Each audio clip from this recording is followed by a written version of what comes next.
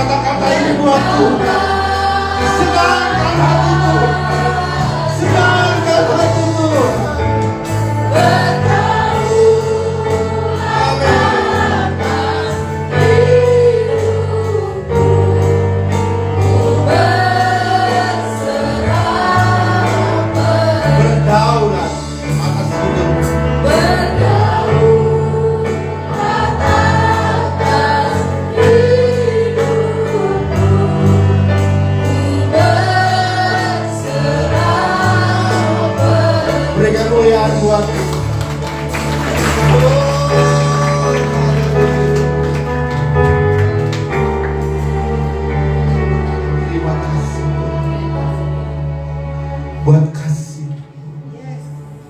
Buat kasih sayang-Mu.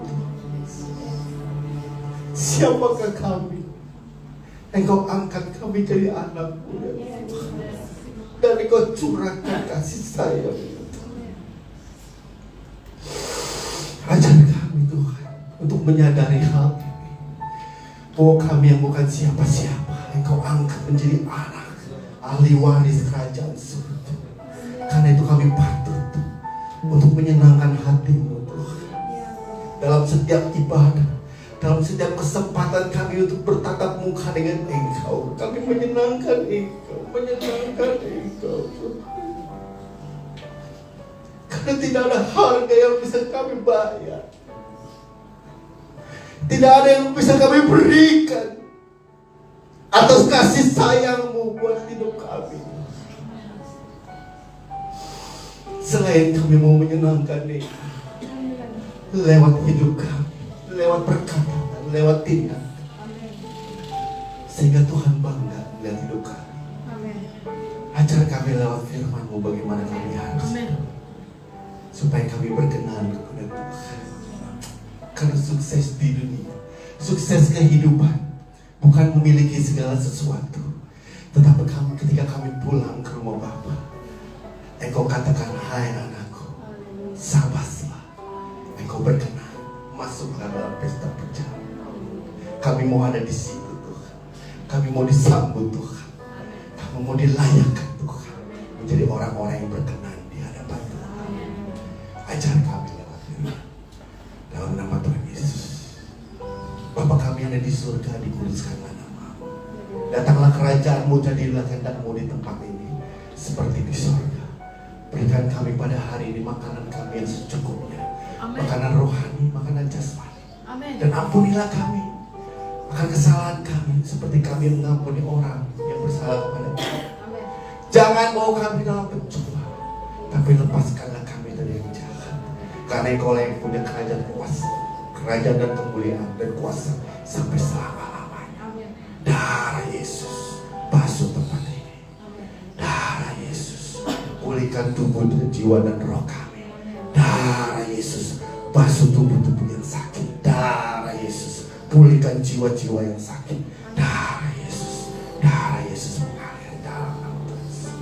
Dalam nama Tuhan Yesus kami berucap syukur. Mari semua yang percaya katakan amin. Beri kemuliaan buat Tuhan. Amin. Waktu nyanyi sayang disayang, saya keluar air mata saudara. Saudara tadi nyanyi waktu nyanyi sayang disayang, ada yang terharu nggak kira-kira?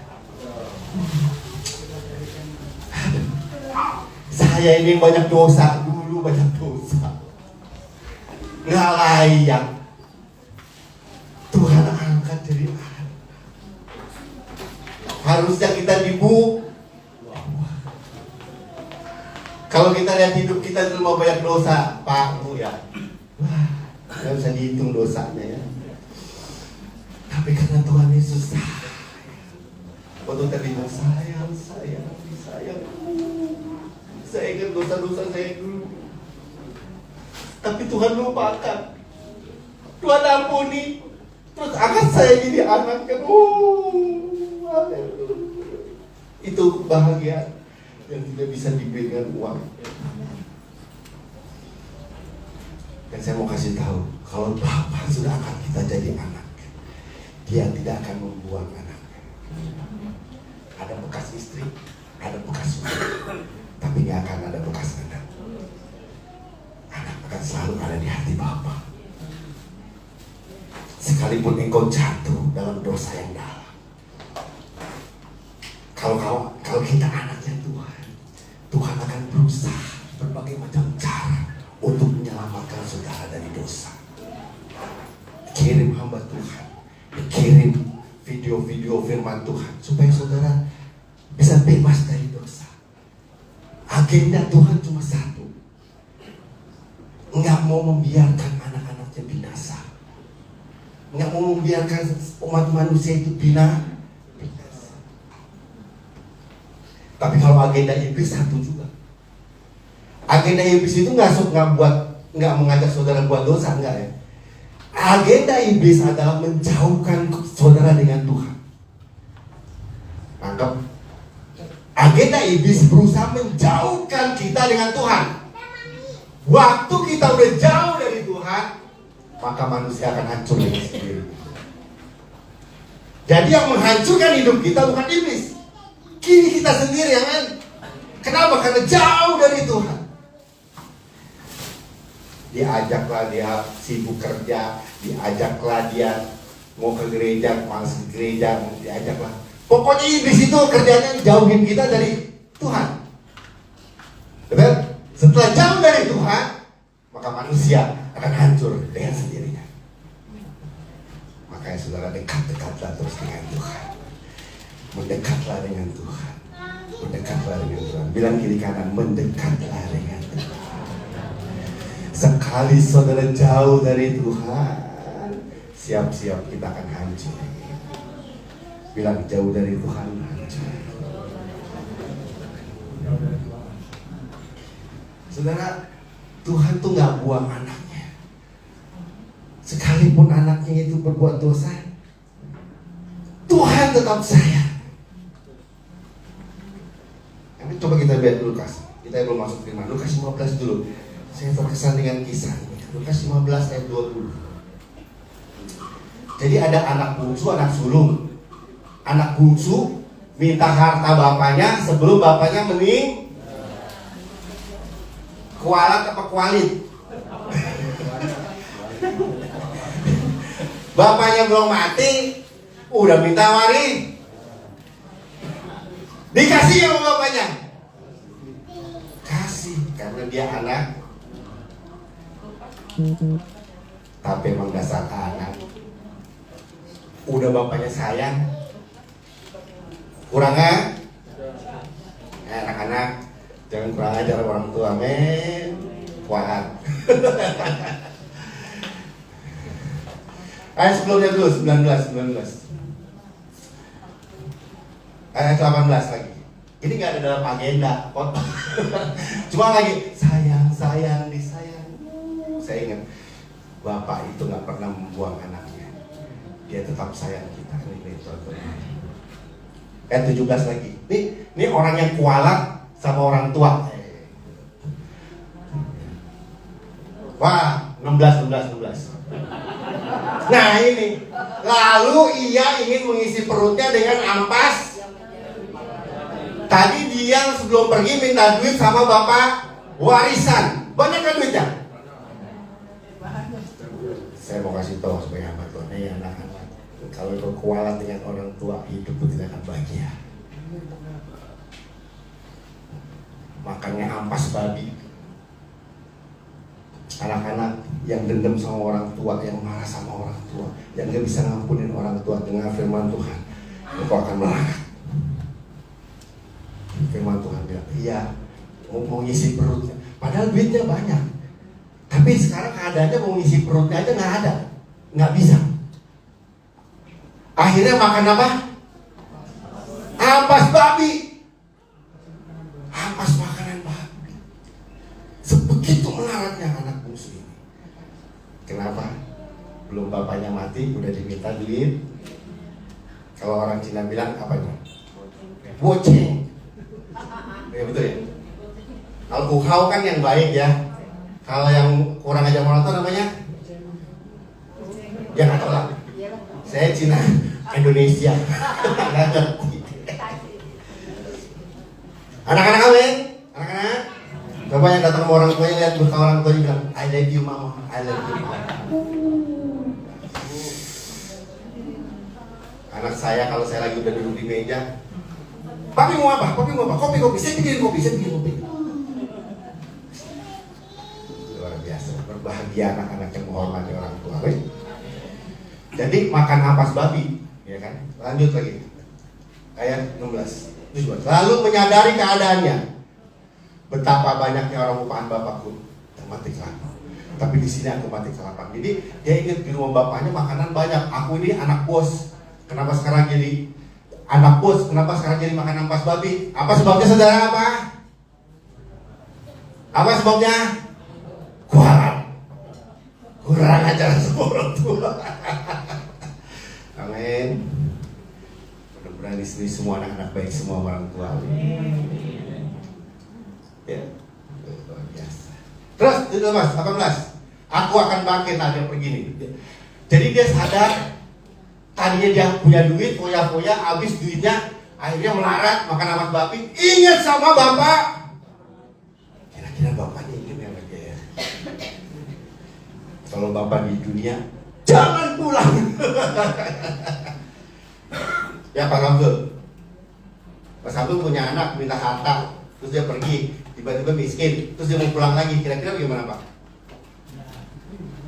Ya, kebanyakan lu masuk pintu rumah, pintu gua gembok. Jangan datang ke rumah. Amin. Tapi apakah bapak kita seperti itu, bapak di surga seperti itu ya gambarnya. Terus lagi ya. 18, 19. Aku tidak layak, 20. Maka bangkitlah ia pergi kepada bapaknya. Ketika ia masih jauh apanya? Ayahnya ngapain? Lalu siapa yang lari duluan? Itulah Bapak kita di sorga. Dia tidak akan membuang anaknya, sekalipun anaknya. Kayak kita ini kan gampang jatuh dalam dosa ya. Suka jatuh dalam, siapa yang di sini yang masih bisa jatuh dalam dosa atau angkat tangan? Semua saya angkat tangan nih. Pasti jatuh dalam dosa. Tapi ingat satu hal, Bapak, kalau saudara anaknya Bapak tetap sayang saudara. Dia akan pulihkan saudara. Buktinya apa lagi? Ayat 21. Ya kan? Ayat 22. Dia udah ngaku nih. Nah, nih. Tetapi ayahnya itu berkata kepada hamba-hambanya, lekas. Saya mau tanya, ini anak datang habis dari mana? Jaga wangi atau bau? Kenapa bapaknya nggak suruh mandi dulu dia? Ya kan? Ya ada urusan mandi lah selalu nanti. Ya. Waktu dia datang anaknya, langsung pelayan cepat kasih dia baju.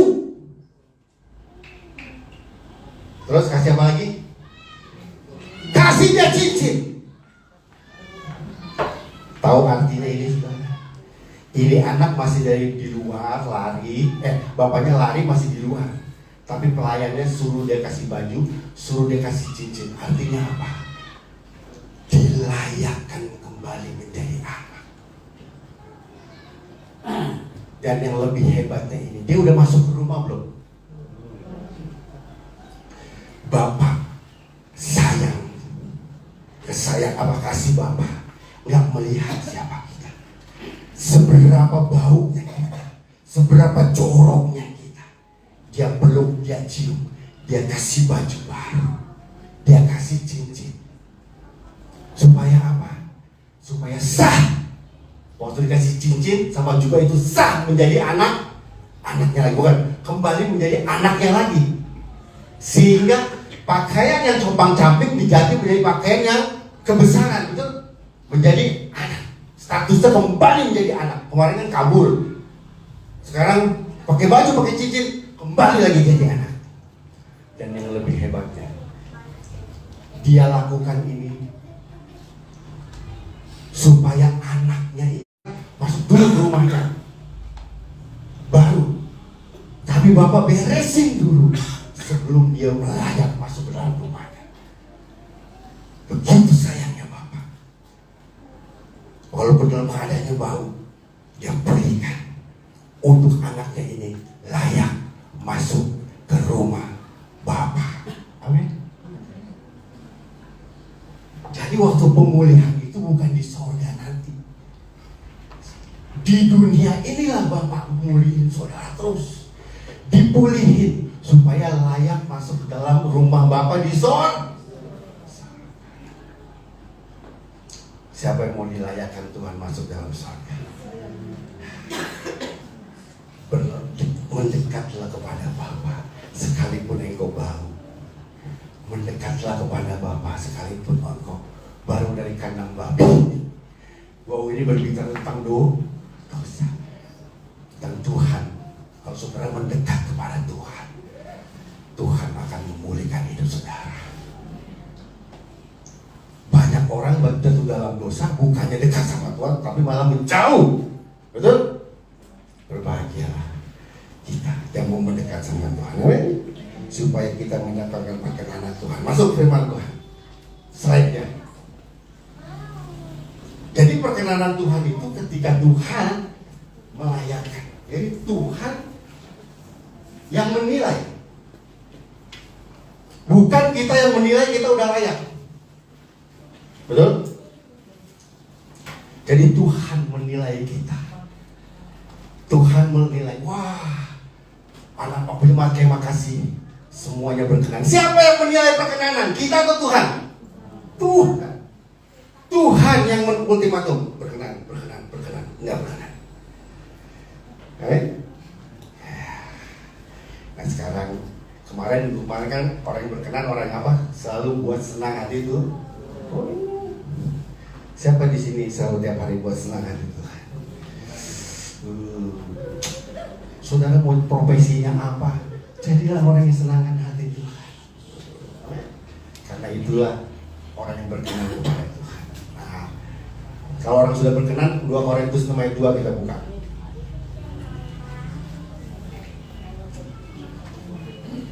Jadi Bapak kita sayang sama kita. Percaya nggak saudara disayang Tuhan? Coba bilang mati saudara, aku disayang. Kalau saudara mau tidur nanti malam bilang aku disayang. Aku disayang Tuhan. Ngomong gitu aja sama Tuhan. Akan ada rasa sukacita. Udah ketemu 2 Korintus? Uhuy, yang ketemu uhuy. Ini agak panjang ya firman Tuhan, saya 2 jaman. Kalau yang bawa snack silakan dibuka snacknya.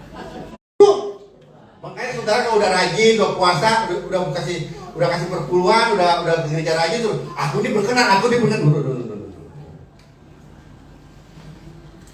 Karena yang menilai berkenan atau tidaknya tuh. Kalau kita bilang, saya aja nggak berani, saya dibilang berkenan, saya nggak berani. Walaupun saya udah khotbah, karena yang menilai perkenanan itu adalah tuh bagian kita adalah menyenangkan Tuhan aja, senengin aja. Tapi kalau saudara bisa senangkan Tuhan, pasti saudara akan berkenan kepada Tuhan. Orang yang berkenan kepada Tuhan cuma satu kan, buat senang hati Tuhan, bukan buat susah hati Tuhan. Itu tuh aja. Ngerti kan yang orang yang buat susah hati Tuhan, ngerti kan? Kalau hari-hari ini saudara buat susah Tuhan, bertobat, balik menjadi orang yang buat senang hati Tuhan. Terus apa Tuhan bilang apa? Sesungguhnya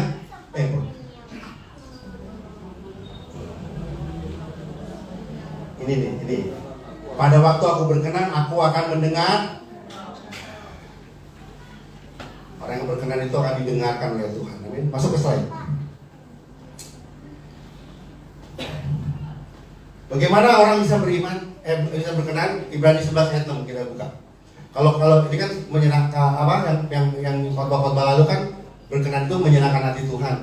Tapi ada syaratnya juga untuk berkenan itu kita harus bagaimana? Ibrani 11 ayat 6 kita buka. Coba saya mulai tangan-tangan yang merasa dirinya disayang Tuhan, coba angkat tangannya. Oh. Pulang dengan berbahagia. Jelek-jelek ini sayang Tuhan. Salah-salah. Ganteng-ganteng gini sayang Tuhan. Ibrani 11 ayat 6. Untuk bisa berkenan kepada Tuhan, kita mesti ngapain lagi selain senangkan hati Tuhan? Tapi apa? Tanpa apa? Tidak mungkin orang berkenan kepada titik. Berarti 11 ayat. Berarti tanpa i. Jadi yang memelayakan orang berkenan adalah i. Bukannya a. Bukannya nya. Bukannya nyaman. Orang yang berkenan sama Tuhan itu iman, bukannya nyaman. Tapi orang lebih suka hidupnya daripada iman. Padahal Alkitab bilang orang berkenan itu orang yang punya bukan yang cari. Siapa yang bisa cari nyaman? Ya akan bisa imannya bertumbuh. Karena, nah kita lihat slide-nya lagi. Lanjut lagi. Nah, lanjut. Iya. Iman itu percaya sebelum melihat apa yang terjadi di depan, ya kan?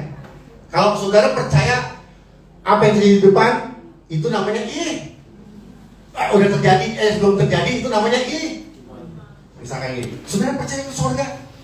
Saudara percaya ke surga? Udah ke surga belum? Itu namanya iman.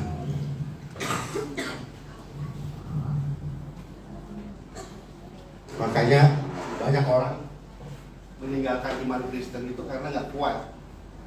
Karena melihat kekristenan itu nggak bisa pakai logika. Kekristenan pakai Kekristenan itu bukan 1 tambah 1 sama dengan 2. 1 tambah 1 bisa 10, bisa 5. 5 tambah 2 bisa 5.000 lebih. Itu namanya Nah kalau logika saudara main, saudara akan meninggalkan Tuhan. Karena iman kekristenan nggak bisa dilogikakan. Karena iman membutuhkan keyakinan, walaupun belum melihat apa yang terjadi. Tapi kalau percaya setelah melihat apa yang terjadi, namanya saudara punya duit di bank 1 miliar, nyaman gak?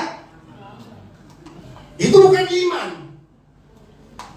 Tapi saudara besok hidup, duit di dompetnya ada, nggak tahu besok makan apa, tapi saudara percaya Tuhan akan menolong, itu iman.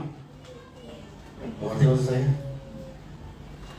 Makanya kadang-kadang Tuhan bawa kita ke lembah kelam, duit nggak ada tapi kita mesti hidup. Tapi berbahagialah orang yang tetap percaya Tuhan menolong, meskipun duit nggak ada, meskipun nggak ada deposito, meskipun nggak ada tabungan, karena dia yakin punya satu orang yang sanggup menolong dia, namanya Tuhan Yesus, dan dia percaya besok pasti Tuhan akan tolong. Itu namanya Ya banyak orang sekarang imannya karena nyaman, karena di tabungannya ada deposito. Beda nyaman sama aman ya, sama iman ya, betul?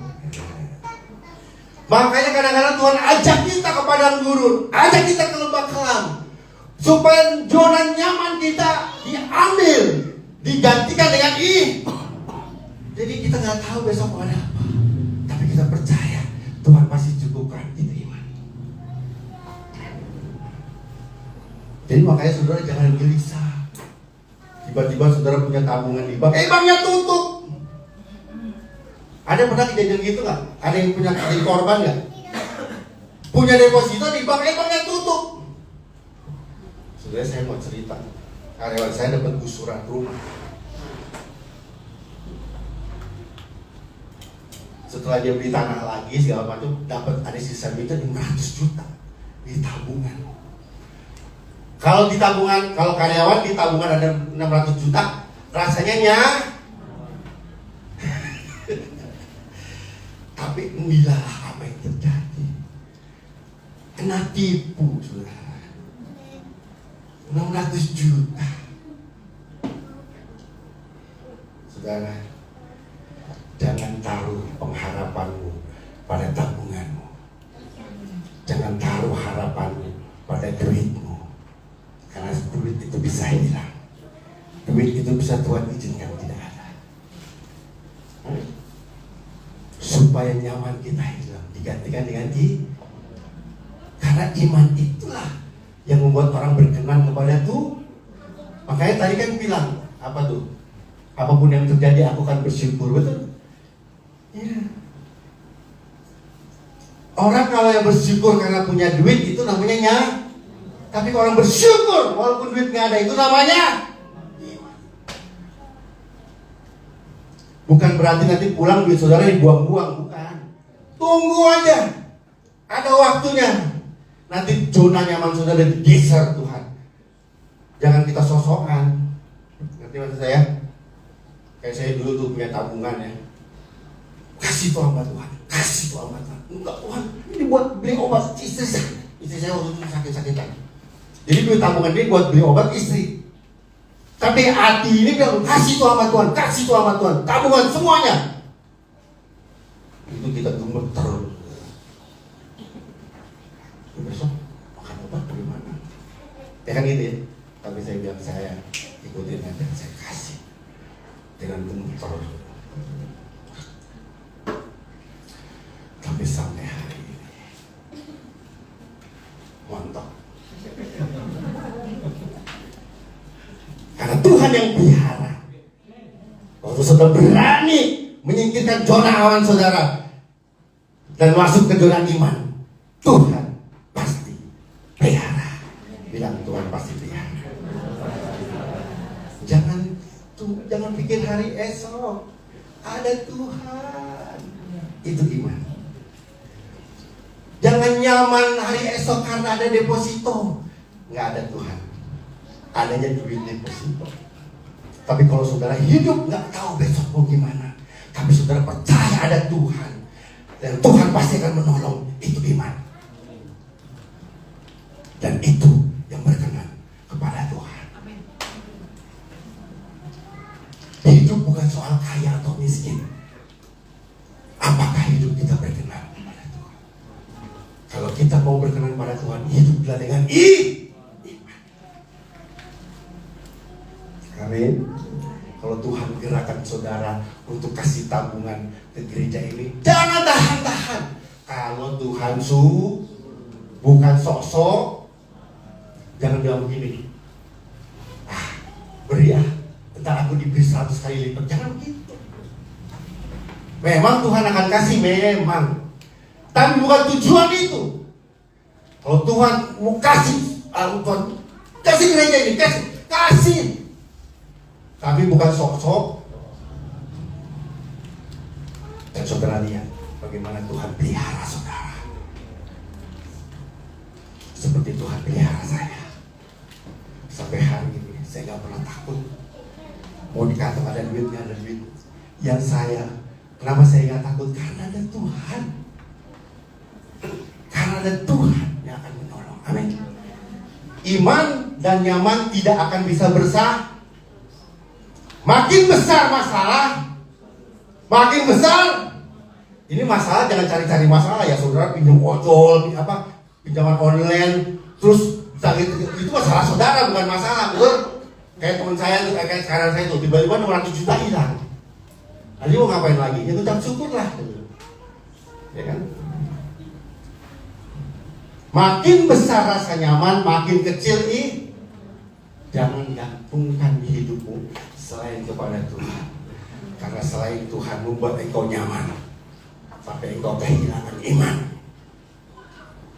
Dan celakanya anak-anak Tuhan lebih memilih nyaman daripada. Siapa di sini mau diberkati ya katakan? Ini diberkati. Kenapa mau jadi diberkati? Karena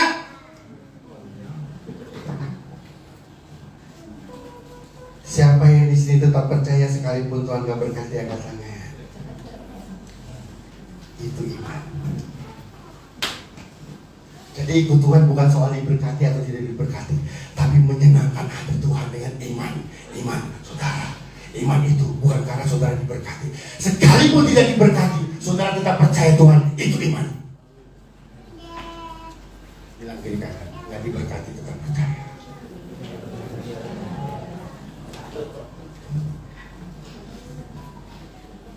Emang tinggal di rumah gedenya, emang tinggal di rumah besar nyaman. Emang punya mobil mewah nyaman. Takut kesenggol. Saudara, ikut Tuhan itu yang diperlukan Tuhan adalah iman, bukan nyaman. Slide lagi.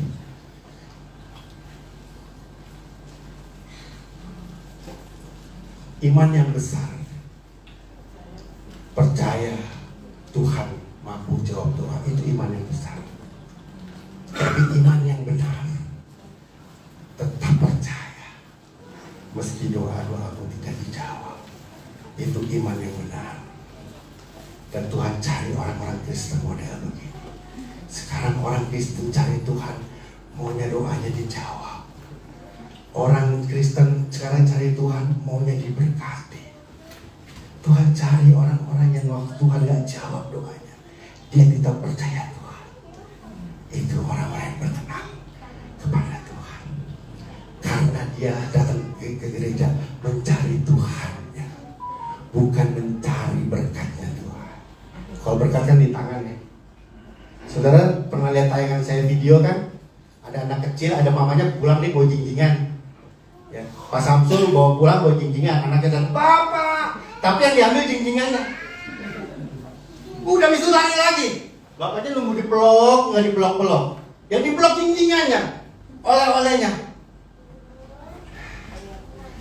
Itu orang Kristen model sekarang. Tapi Tuhan cari anak-anak Tuhan yang ketika bapaknya belum, dia peluk bapaknya. Dia bilang, Pak, aku kangen kamu, Pak. Aku kangen, Pak. Aku kangen. Walaupun dia oleh-oleh, dia nggak pandang oleh-olehnya, karena dia sayang sama bapaknya daripada oleh-olehnya. Dan Tuhan cari orang Kristen model gitu. Datang ke gereja ingin cari Tuhan, ingin memeluk Tuhan, ingin menyenangkan hati Tuhan, ingin memuji Tuhan. Bukan ngarepin dapat langsung. Langsung tau gak? Besek.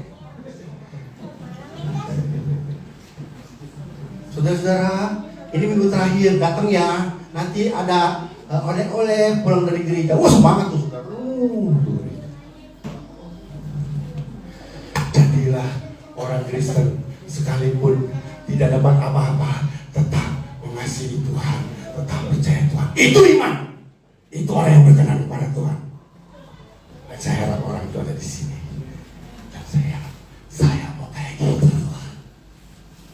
Daniel 3 ayat 17 kita baca. Kelihatan gak nih? Ini iman yang benar, iman yang tetap percaya. Jika Allah kami yang kami puja sanggup melepaskan kami, maka Ia akan melepaskan kami dari perapian yang menyala-nyala itu dan dari dalam tanganmu ya Raja. Tetapi tetapi seandainya tidak, hendaklah Tuanku mengetahui dan Raja bahwa kami tidak akan menyembah dewa Tuanku dan tidak akan menyembah patung emas. Ini iman-iman yang berkenan. Pertanyaannya, orang yang ngomong ini dimasukin gak ke dapur api? Diselamatin Tuhan atau dimasukin? Saudara baca ya kisahnya ya, Daniel 3. Masuk ke dapur api, Tuhan tolong gak? Diselamatin gak? Batu apinya itu meledak gak? Masuk dulu dia akan. Tuhan uji. Dan hanya orang-orang yang punya iman yang akan masuk, walaupun dalam perapian. Tapi endingnya Tuhan buat satu mukjizat. Dan banyak orang gagal karena udah takut duluan. Ngapain ke gereja kalau nggak diberkati? Ngapain gereja kalau nggak kaya? Siapa di sini mau ke gereja mau kaya? Pasangan. Tapi Tuhan bisa kasih saudara kaya nggak? Pasti. Karena tokoh-tokoh Alkitab semua kah? Tapi waktu Tuhan kasih kekayaan, saudara akan menjadi rendah hati, bukan menjadi sombong.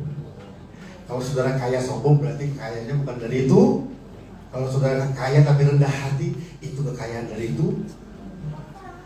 Makanya saudara latih rendah hati dulu, baru bisa Tuhan kasih kekayaan.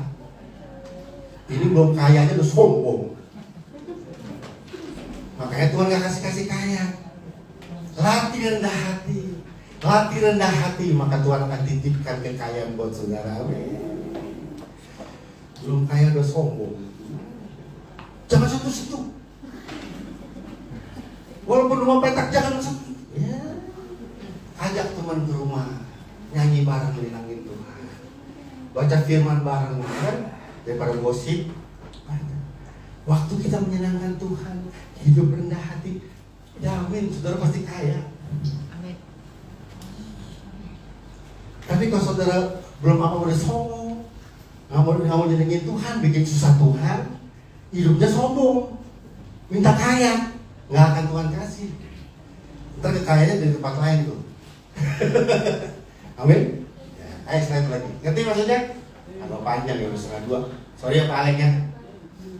Terus sama udah nih, belum masuk poin loh saudara. Ya, lanjut lagi. Ulang. Nah, iman adalah percaya Tuhan sanggup menolong. Saudara percaya Tuhan sanggup menolong? Itu iman. Pengharapan, yakin selalu ada pertolongan. Itu namanya pengharapan. Kalau orang yang punya pengharapan ini, udahlah, nggak ada yang mau nolong, udahlah ambil tali main gitar lah, ambil gantung di, itu udah ada pengharapan. Tapi kasih. Jadi pengharapan selalu yakin ada pertolongan, betul ya? Tapi kasih dengan saudara. Kasih itu tetap percaya.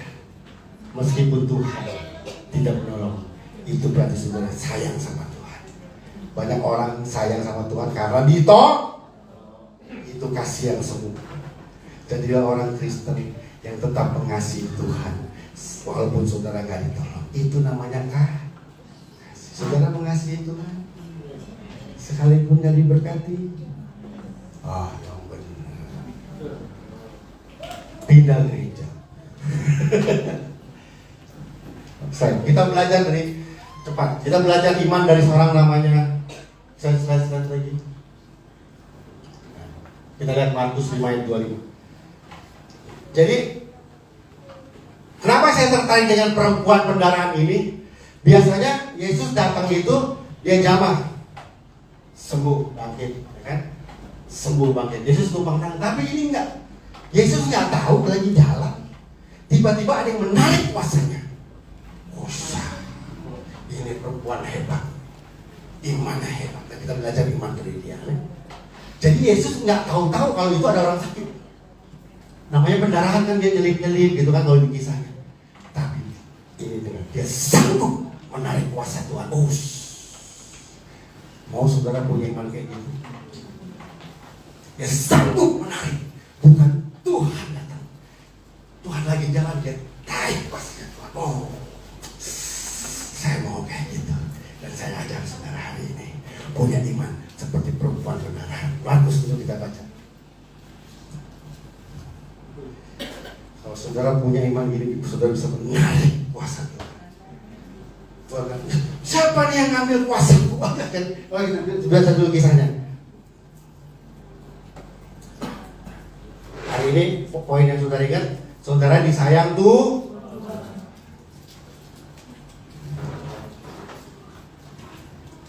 Apa tadi Markus berapa tadi? 5 ayat 25.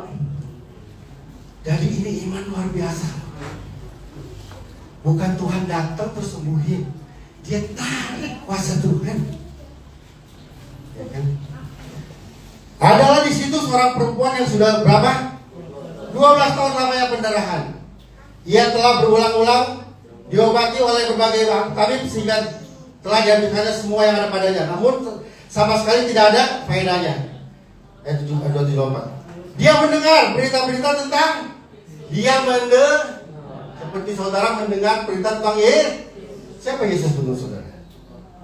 Tuhan yang bagaimana? Ada loh anak muda tuh saya tanya, menurut kamu Tuhan Yesus siapa? Tuhan itu jahat, Tuhan itu nggak jawab doa, Tuhan itu nggak nolong. Ada loh. Dan saya harap saudara nggak begitu. Siapa Tuhan menurut saudara? Kita khotbah yang lain gitu ya, panjang bisa besok. Mendengar tentang Yesus, tengah-tengah banyak itu yang mendekati Yesus dan menjamah ayat 28. Sebab katanya asal ku jamah saja jubahnya, aku akan sembuh. Seketika itu juga berhentilah berdarahnya dan dia merasa bahwa badannya sudah sembuh dari penyakitnya. Pada ketika juga Yesus mengetahui bahwa apa? Lalu dia berpaling kepada orang banyak dan bertanya, siapa? Siapa yang ambil dompetku? Copet hebat, mengambil dompet tanpa diketahui. Ini sama nih, mengambil kuasa Tuhan sampai Tuhan nggak ngeh, sampai kan kadang-kadang lo jemaat kan maunya di Tuhan, jamah saya Tuhan. Terus kalau di jamah-jamah, kayak imannya hilang itu. Jadi kalau sembuh itu kalau udah dijamah, nah saya mau ajar saudara iman yang nggak nunggu di jamah Tuhan, tapi iman yang menarik kuasa Tuhan membuat hidupnya yang sakit disembuhkan, yang susah dihiburkan, karena berhasil menarik. Oke? Lagi itu saya. Murid-muridnya menjawab, engkau melihat bagaimana orang berdesak-desakan. Kata muridnya, gimana Tuhan? Orang desak-desakan, nggak tahu siapa yang ngambil. Betul? Hebat itu perempuan. Apa yang membuat iman perempuan ini? Yang pertama, slide-nya dulu. Saudara mau punya iman seperti perempuan ini? Bisa menarik. Jadi saudara nggak tunggu di jamaah pendeta, nggak tunggu di jamaah pendeta besar, nggak perlu. Saudara bisa menarik kuasa Tuhan di tempat saudara tinggal, di kamar saudara, di mana saudara berada. Kalau saudara memiliki iman seperti perempuan ini, yang pertama, iman perempuan ini adalah iman yang tahan dalam penderitaan. Berapa tahun dia menderita? Untuk punya iman seperti perempuan ini butuh orang-orang yang tahan penderitaan. Siapa di sini yang tahan penderitaan? Angkat tangan. Angkat tangannya bareng-bareng. Kebanyakan semua nggak mau menderita. Baru sakit kepala kemarin aja, waduh Panadol 4 masuk. Baru encok dikit aja langsung tangan ke urut, panggil segala macam supaya encoknya cepet. 12 tahun perempuan ini menderita. Berbahagialah orang-orang yang tahan dalam penderitaan, karena di situ akan muncul iman-iman yang besar. Kalau hari ini saudara masih menderita, bilang sama Tuhan, terima kasih Tuhan, aku punya kesempatan memiliki iman yang besar. Kalau saudara ini 12 tahun, ada lagi orang yang lumpuh di Bethsaida 35 tahun, Pak, ada yang 48 tahun, ada yang berapa tahun baru lihat mujizat. Saudara baru ikut Tuhan 2 hari aja udah minta kaya. Saudara baru ikut Tuhan udah sebentar aja gedor-gedor surga, berkati Tuhan, berkati Tuhan. Gila. Boleh nggak minta berkat? Boleh nggak? Boleh, tapi jangan maksa, karena berkatnya punya tuh. Terserah Tuhan yang jangan ngambek. Bilang jangan ngambek. Dan dikasih ngambek. Di sini nggak ada. Di sini semua muka-muka orang cinta Tuhan. Walaupun nggak dijawab, Tuhan tetap mengasihi Tuhan. Roma 12 ayat 12 kita baca ayatnya. Jadi orang pertama, perempuan ini hebat kenapa? Karena dia tahan penderitaan. Berbahagialah saudara-saudara yang penderitaan hari ini dan tetap bisa bersyukur. Itu iman. Roma 12 ayat 12. Banyak orang minta duit. Emang Tuhan jin? Tuhan minta duit 2 miliar. Sus, ada. Emang Tuhan jin? Sama Aladin aja kalau begitu. Tapi Tuhan bisa nggak buat itu? Bisa. Tapi itu udah hak tuh. Jangan maksa tuh. 12 ayat berapa tadi? Bersuka cita dalam pengharapan dan apa? Bertekuna dalam. Jadi orang-orang yang tahan penderitaan itu punya kans, punya kesempatan, punya iman yang besar. Kalau dia bukan bersungut. Bilang bersyukur, bukan bersyukur. Tuh, bilang tuh Pak, syukur Pak. Kata suaminya, kamu tuh, aku pulang gak bawa duit, ngomel. Slide-nya buka lagi. Slide lagi. Jadi perempuan ini punya iman yang bisa menarik kuasa Tuhan karena dia terbiasa tahan dalam penderitaan. Dan dia tidak mengeluh, dia tidak bersyukur. Dia tidak bersyukur, maka berbahagialah orang yang bisa bersyukur dalam penderitaan. Karena orang-orang itu adalah orang yang punya iman yang luar biasa, yang bisa menarik kuasa Tuhan. Kalau orang Kristen yang imannya hari ini minta dikasih, hari ini minta dikasih, itu imannya nggak ada. Saudara punya anak, minta duit dikasih, minta duit dikasih. Kira-kira nih anak akan tangguh kan? Tapi waktu minta anak kerja, kan? Cari uang, kerja, itu dilatih. Orang jadi anak yang mandiri, betul? Sama Tuhan juga. Tuhan nggak kasih berkat. Tuhan saya minta berkat, tuh enggak. Tuhan kadang-kadang melatih kita supaya memiliki iman yang kuat. Lagi, saya. Iman seseorang terlihat bukan pada saat sedang diberkati, tapi sedang dalam lembah tolak. Amin. Karakter seseorang terlihat ketika mendapat mencoba. Roma 21. Yakobus 1 ayat 12 bilang apa? Coba buka. Jadi iman seseorang akan terlihat bukan saat depositnya 12 miliar, bukan soal tabungannya banyak, tapi ketika engkau tidak punya apa-apa dan hanya punya Tuhan, dan saudara tetap percaya hidupmu akan dipelihara. Itu iman. Amin. Hamba ini saya tetap percaya. Saya hidup seperti ini bukan karena saya punya duit, karena saya punya rumah, karena saya punya Tuhan yang memelihara. Ada Tuhan yang menolong saya, sekalipun dompet saya nggak ada uang, sekalipun saya nggak tahu besok makan apa, tapi saya punya Tuhan yang sanggup memberi saya makan. Amin. Berbahagialah orang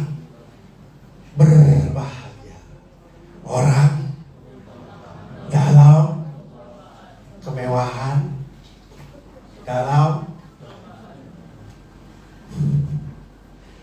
orang dunia bilang berbahagia kalau dalam kemewahan, tapi kita bilang berbahagialah orang yang bertahan dalam. Kenapa bahagia? Karena akan timbul iman yang dahsyat. Bilang iman yang dahsyat. Iman timbul bukan di zona nyaman, tapi iman timbul di zona yang tidak aman. Itulah iman. Dahsyat lagi.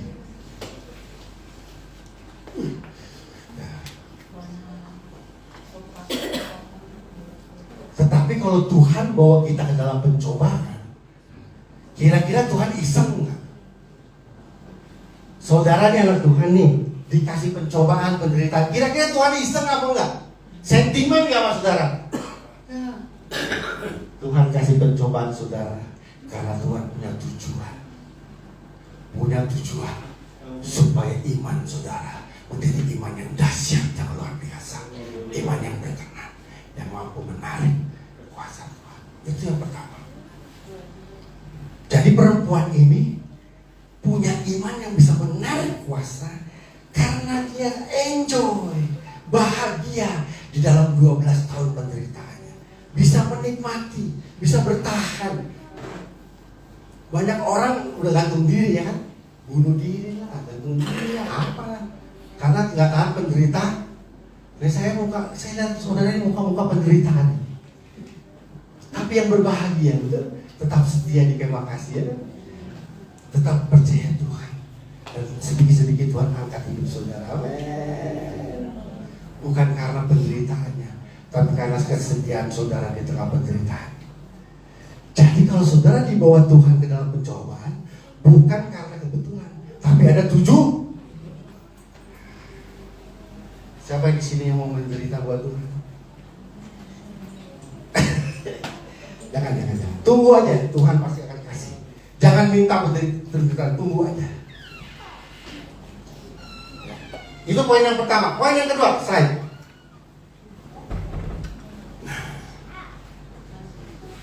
Yang kedua, perempuan ini punya semangat.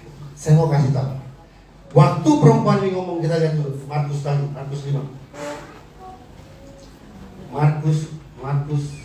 Markus 5 ayat berapa tadi ya?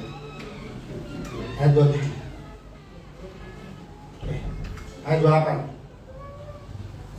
Yang kedua, untuk bisa punya iman menarik kuasa Tuhan, harus punya semangat. Bilang kiri kanan, semangat. Sebab kata siapa ini?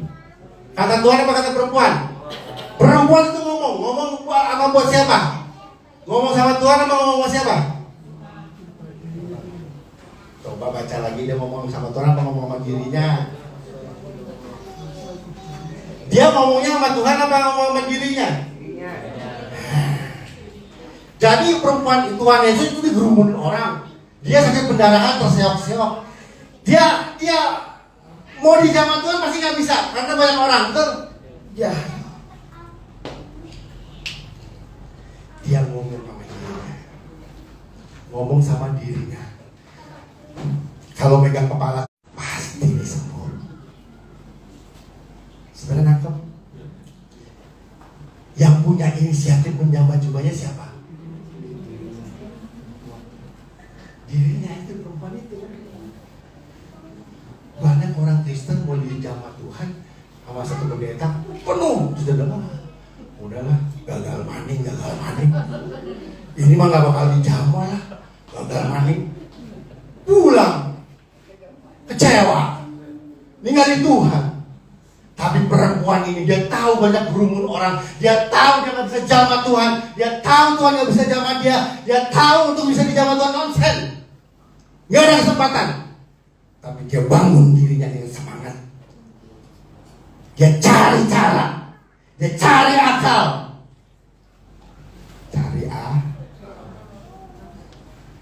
supaya bisa dapat uji. Dia ngomong, asal aku jamah saja cobanya, pasti aku sembuh. Banyak orang gagal karena tidak bisa menyemangati dirinya. Jadi perempuan itu menyemangati diri untuk bisa berhak. Kadang-kadang orang berhasil karena maunya disemangati. Oh, lu ngomongnya kasar deh, nggak ada semangatin gue. Saya mau kasih tahu saudara, kalau saudara nggak ada orang yang bisa nyemangatin saudara, ada satu yang bisa nyemangatin saudara, diri saudara sendiri. Dan perempuan ini berhasil menarik kuasa Tuhan karena dia selalu menyemangatinya. Aku bisa, asal aku jamah saja, pasti aku sembuh. Aku bisa. Akhirnya bisa nggak dia menjamah jubahnya? Terjadi mujizatnya. Jualan tempe, nggak ada yang bisa laku tempe mah.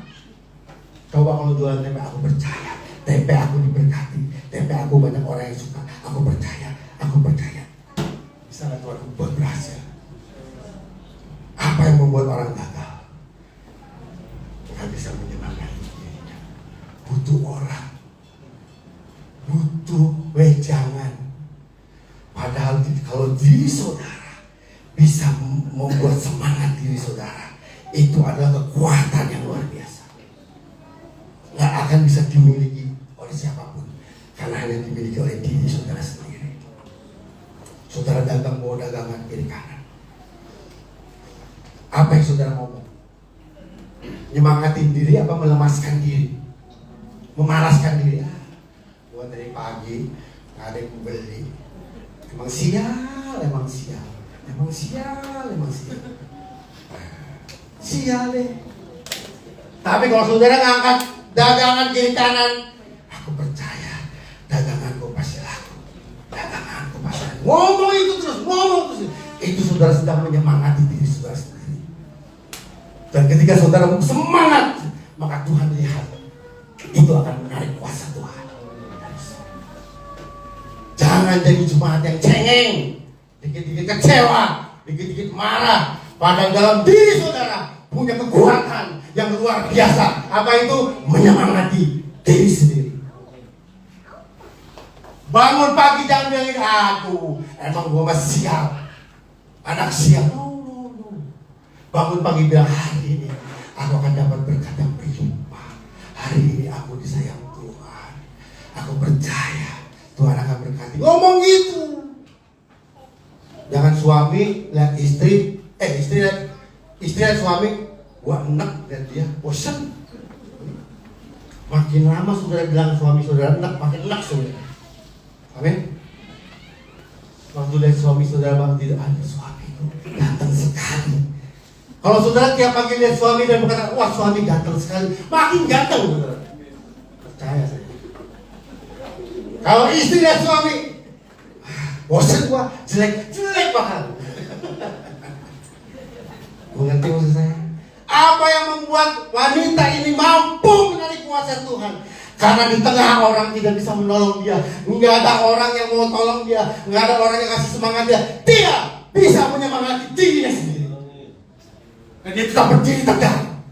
Enggak nih, ngerangkak, tapi tegar gitu. Kan dia ngerangkak kan pendarahannya bu. Sakit ya bu pendarahannya bu, sakit ya.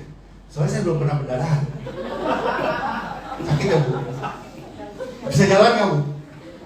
Di tengah dia nggak bisa apa-apa, nggak bisa jalan, nggak ada orang nolong. Mau minta pertolongan hamba Tuhan dikerubutin orang, nggak mungkin dia ditolong. Tapi dia berkata kepada dirinya, asal ku jamah saja, aku pasti sembuh, aku pasti sembuh, aku pasti sembuh. Itu yang menarik kuasa Tuhan. Jangan saudara hidup di rumah petak lagi.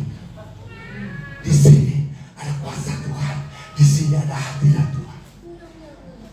Ingat waktu saya tinggal di rumah petak, Tuhan pindahin ke rumah yang lebih gede. Karena di rumah petak itu saya isi dengan pujian penyembahan, bukan diisi dengan makian dan keluhan. Amin. Jadi yang kedua, yang pertama tadi perempuan itu punya iman yang tahan penderitaan. Jadi kalau sudah dikasih penderitaan, ini jangan cari penderitaan ya, tiba-tiba dikasih. Ya kan, punya uang kan ya, karyawan saya 600 juta, tiba-tiba hilang karena tipu, ya kan? Ya udah lah, gimana? Punya uang di deposito di bank, tiba-tiba bank yang tutup, mungkin. Menteri, punya suami, tulang punggung diambil Tuhan, menderita kan? Bagaimana yang Tuhan? Tapi orang yang bisa bersyukur, itu orang yang punya iman, yang bisa menarik kuasa Tuhan. Yang kedua, menyemangati dirinya, tetap semangat. Jadi saya kasih tahu saudara, kalau orang lain, saudara nggak nolong, tetangga nggak nolong, saudara masih ada yang bisa menolong diri saudara yang selalu semangat, percaya Tuhan ada. Itu yang menarik kuasa. Jadi perempuan ini dia berkata sama dia, aku pasti bisa sembuh, aku pasti bisa sembuh. Kalau saudara dari perempuan itu kira-kira bisa nggak dijamah Tuhan? Bisa nggak masuk ke dalam kerumunan? Nggak bisa. Karena banyak orang. Tapi semangat yang dia bangun mampu menahan kuasa Tuhan. Kalau saudara hari ini nggak ada yang tolong, lemah, bangkitkan dirimu dengan semangat. Katakan pada dirimu, Tuhan pasti tolong. Asal ku jamah, aku sembuh. Aku pasti sembuh, aku pasti sembuh. Walaupun sampai hari ini saya makan obat, darah tinggi, kolesterol, tetap saya bilang, aku pasti sembuh, aku pasti sembuh. Semangat. Kalau istri saya bilang, mati aja lu, misalkan. Kalau ada suami yang bilang, mati aja nih. Udah bosan sama suami model gini. Ya deh, mati aja nih. Ya jangan. Bangkitkan semangat kita. Karena yang hanya bisa menyemangati diri hanya diri kita. Jangan andalkan orang lain, andalkan diri. Ketika semangat bertemu dengan kuasa Tuhan, maka itu akan terjadi mukjizat. Kuasa Tuhan tidak akan bisa bekerja kalau orang-orang yang tidak semangat. Tapi kuasa Tuhan akan bekerja pada pribadi-pribadi yang tetap semangat. Tetap semangat. Bilang tetap semangat. Saya nggak bayangin itu sih. Jalan aja susah gitu ya. Dalam hati sih mungkin ada yang mati aja deh kalau kayak gini ya. Betul ya? Tapi dia nggak ngomong mati aja. Asal berjamaah. Wah. Kalau saudara nggak punya duit nih kantong nih besok mau makan apa nggak tahu, bilang aja nih saudara. Pasti Tuhan akan tolong. Pasti Tuhan akan tolong. Semangat ya hidupnya. Jangan ngomong gini, mati deh gue. Gak ada duit, mati deh gue. Mati saudara. Amin. Jadi yang kedua,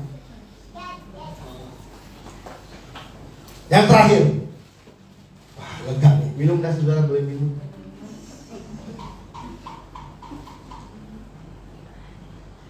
Coba saya sebelumnya lagi. Nah, saya kagum sama orang-orang ini. Apa yang membuat orang ini jadi eksis? Nggak ada kakinya bisa jualan, nggak ada tangannya bisa main biola, nggak ada kakinya bisa kerja, tetap bisa bekerja. Apa yang membuat mereka eksis? Apa saudara? Semangat. Semangat itu jangan harap dari orang lain, tapi semangat itu dari diri kita sendiri. Bangun dirimu dengan semangat. Katakan pada dirimu semangat. Walaupun tidak ada harapan, tetap katakan pada diri, aku punya harapan. Saudara-saudara yang utuh, kalau hidup saudara kayak eksis, malu. Banyak anak muda gini kan, gua sama siapa? Gua sama siapa? Hari ini semangati dirimu. Jadi orang-orang Kristen yang semangat. Udah, jangan yang ketiga lah. Sampai di sini ya saya. Saudara bisa menarik kuasa Tuhan kalau saudara bersyukur dalam penderitaan. Saudara bisa menarik kuasa Tuhan kalau saudara bisa membangun terus diri saudara dengan semangat. Kayak Pak Alex waktu semangat terus. Saya salut dia waktu pentabisan saya nggak tahu dia sakit. Waktu pentabisan Ibu Reta di sini, sampai dia titik terakhir, tolong doa udah lemas. Ini orang yang semangat sampai titik akhir. Makanya saudara hidupnya, lihat hidupnya, Tuhan percayakan kan? Ya saya harap saudara di sini cuma anak-anak muda, jadilah anak-anak muda yang semangat. Dan jangan harap semangat itu dari orang lain, karena orang lain pasti akan melemahkan. Tapi bangun dirimu dengan diri sendiri yang menyemangati. Aku bisa. Dan ketika kita semangat dengan diri kita, maka kuasa Tuhan akan mengalir. Waktu kita bilang nggak bisa, maka kuasa Tuhan akan tertahan. Yang ada imannya. Saudara saya kasih itu saudara. Orang kita bilang mereka semangat itu apa? Mengerikan tuh hidupnya nggak tahu arah tujuan. Tapi kalau saya lihat di sini muka-muka semangat, apalagi Bu Wawa ya, banjir tetap jualan ya. Biasa. Kata Bu Wawa begini, itu Pak Gun, ternyata warung pada tutup, jadi orang pada nggak bisa makan. Saya jualan habis, karena nggak ada yang bisa masak, banjir ya. Dia jualan laris. Coba kalau gua bilang, aduh banjir, gua tidur aja lah lemes-lemes. Tapi bawa bangun, jualan. Lari saudara. Bapak-bapak jangan malas ya bapak, semangat. Mau jadi apa profesi saudara, semangat. Saya tiap hari pasti saya semangat. Walaupun nggak tahu orderan, walaupun nggak tahu bagaimana bayar besok. Nggak tahu. Karena memang ekonomi lagi dalam keadaan, saya cerita sama Pak Arif dari tahun 2020 kan, anjlok. Tapi saya nggak melihat ekonomi anjlok atau naik. Saya melihat kuasa Tuhan tetap ada. Tapi kuasa Tuhan itu akan bekerja pada diri orang-orang yang bisa menyemangati dirinya. Kita tundukkan kepala. Bapak terima kasih. Biarlah firman ini boleh membuat kami menjadi orang-orang yang mampu menarik kuasa Tuhan. Seperti perempuan yang sakit pendarahan. Sehingga kami, ketika kami jalan ini, menjadi orang-orang yang berkenan kepada Tuhan. Kita nyanyikan lagu itu sekalipun aku dalam lembah. Mungkin kita balik berdiri.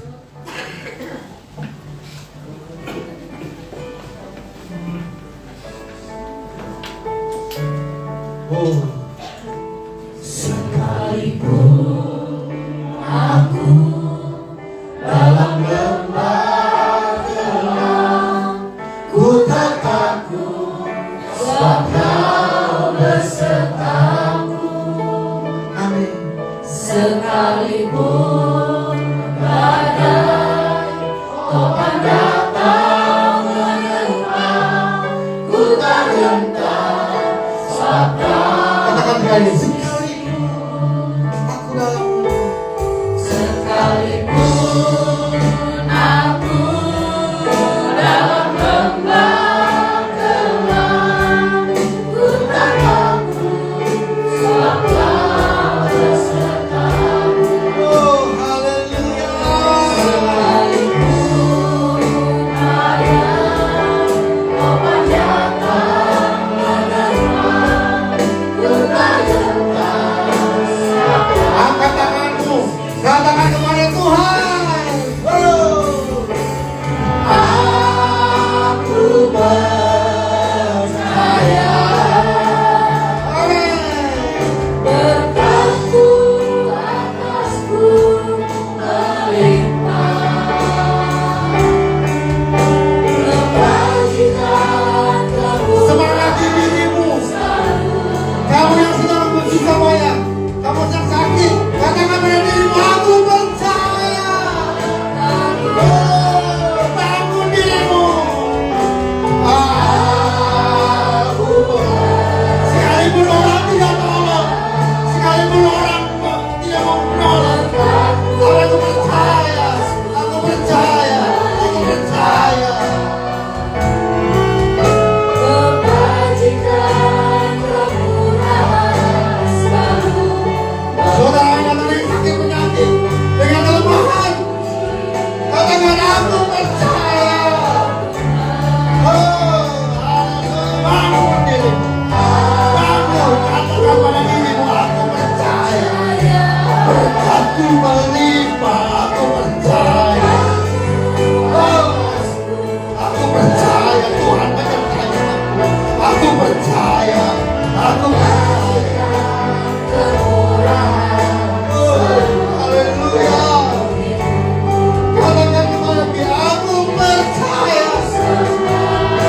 Aku percaya. Bangun dirimu dengan semangat. Aku percaya.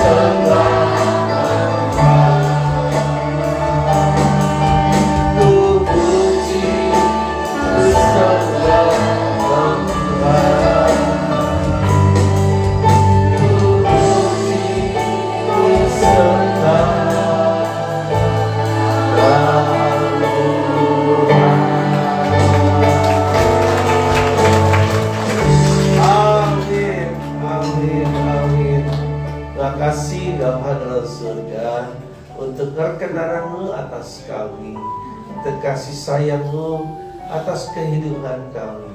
Terima kasih untuk pesan firman Tuhan yang Kau sampaikan bagi kami, untuk kami mengerti betapa panjang, dalam, dan lebarnya kasih-Mu atas kami.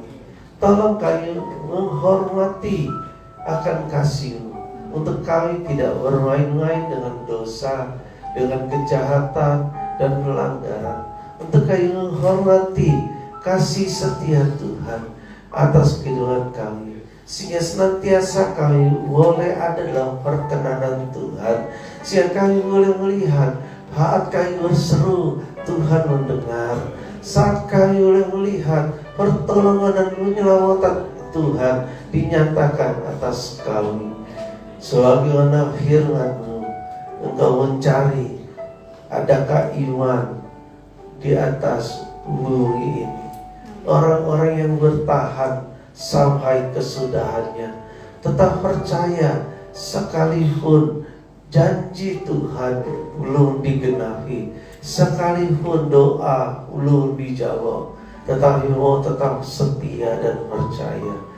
Terima kasih Bapa, karena kami percaya jika waktu Tuhan tiba, segala sesuatunya menjadi sempurna di dalam Tuhan. Kuduskan apa yang sudah kami dengar, dan berkatilah hamba-Mu bahwa Pendeta Gunawan Permana yang sudah menyampaikan pesan firman Tuhan bagi kami sekaliannya. Berkati keluarga, berkati usaha dan pelayanan hamba-Mu. Kami serahkan semua dalam tangan kasih Tuhan. Di dalam nama Tuhan Yesus kami berdoa dan mengucap syukur. Amin. Amin. Silakan duduk.